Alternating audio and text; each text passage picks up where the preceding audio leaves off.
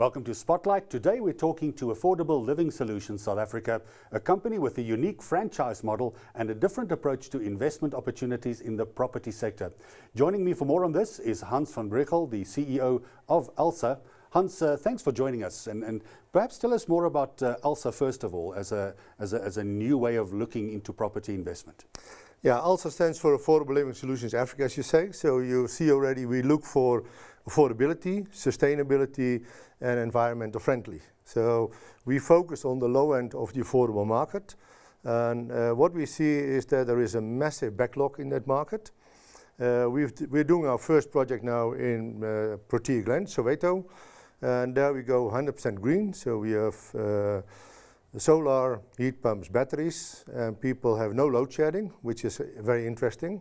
And what we see, because the backlog is so massive, we will never do it on our own. So that's why we set up the franchise concept to roll out the model. We developed the model, and we think it's now time to really go forward with it and be ambitious in the next few years.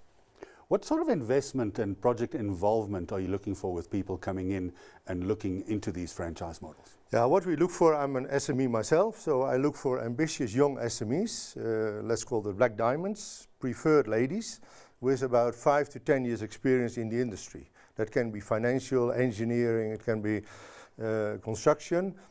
We think that if they are ready for the next step to become more entrepreneurial, we can give them a home of entrepreneurship, and together we can build a brand, and together we can do just little bit in this housing backlog. So in essence, it's looking at, as an investor into property, but within that property comes the energy solutions, the green and responsible management, and already there's a concept in Soweto. So in terms of that kind of investment, where does the investment international funding that you've mentioned come from, for instance? Yeah, what you see is that in this specific area is that it's difficult to find equity during the construction phase. So end user finance, people can get end user finance. Real building for the school teacher, the nurse, so they can buy the first house and be financed by the commercial banks. But you see in the development phase and the construction phase, equity is difficult sometimes. And we can support that with overseas equity, which we bring together. And that can support our franchisees. So you're already rolling out in Soweto, and it's already a shining model for the kind of the new way someone can look. The old days of actually going and trying to get millions together to buy a massive building and then renovate it, those days are over, because these days it's all about being at the starting level, getting in, and then how does someone go about then being part of this, and how are you rolling out, and how do you see it rolling out in future? Well, what we see is it starts with land. So you look for land opportunities, and so the franchisee has to start to look for land opportunities. We assist in the due diligence. Then you want that land is ready to develop. So next question, bulk service, electricity. Electricity for us lesser a problem because we are in principle self-sustaining. And we think with this business model we can go faster through the whole development phase, which is always a complex phase. And why are you particularly looking at women, as a possible franchise? Is it and many investment classes and people looking for investors are looking for certain kind of people, because there's a certain kind of person that is more suited to a certain kind of investment. Yeah, well, what you see, and I think is global, I see it even in my own family. My daughter is a bit more ambitious than my sons, to be honest. And I think the next decades are for girls and ladies, because you see at universities they are more ambitious. And we think they must play a major role. They can play a major role. They're not strong represented in this industry, so we think there's a good chance. And of course, don't get me wrong, if there is a very smart young entrepreneur, don't say no to him. But we have a slight preference. We see that we are building for the middle class. The middle class must stabilize the country, and the women play an important role in that. In terms of people coming forward and saying, "I'd like to invest as a franchisee, or as an investor, or maybe just try and get some funding to be part of another group that sets something up.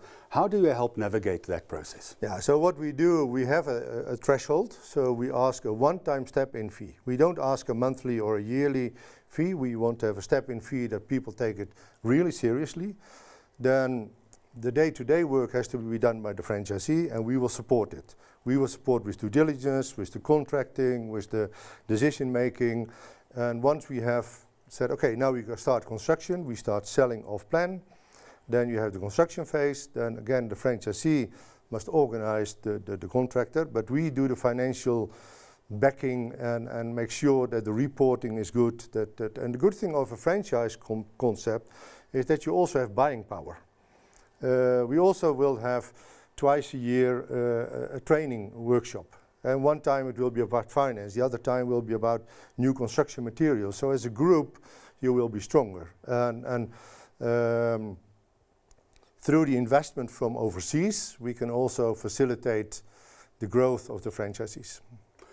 So you're already established in Soweto, how do you see the rest of the project rolling out? Is this something you see nationwide in South Africa, possibly the rest of Africa, this model being something because of the construction and the energy emphasis of the projects? Yeah, we start in South Africa, so our ambition is to have in the next 15 months 20 franchisees. We think that in the Gauteng region there's availability for 7, 8 franchisees. We are active in the Northwest already because we still own land in the Northwest ourselves.